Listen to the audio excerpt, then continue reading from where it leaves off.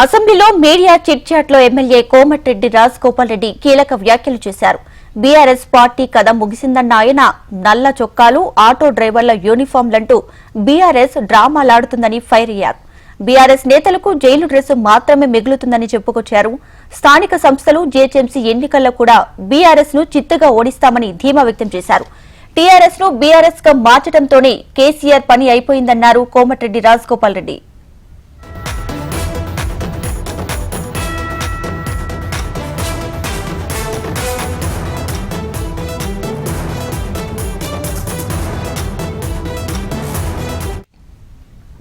అసెంబ్లీలో media chit chat లో MLA Komatireddy Rajagopal Reddy కీలక వ్యాఖ్యలు చేశారు. బీఆర్ఎస్ పార్టీ కథ ముగిసిందన్న ఆయన నల్ల చొక్కాలు, ఆటో డ్రైవర్ల యూనిఫామ్లంటూ బీఆర్ఎస్ డ్రామాలాడుతుందని ఫైర్ అయ్యారు. బీఆర్ఎస్ నేతలకు జైలు డ్రెస్ మాత్రమే మిగులుతుందని చెప్పుకొచ్చారు.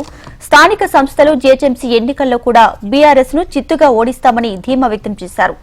టీఆర్ఎస్ ను బీఆర్ఎస్ గా మార్చడంతోనే కేసీఆర్ పని అయిపోయిందన్నారు కోమటిరెడ్డి రాజగోపాల్ రెడ్డి.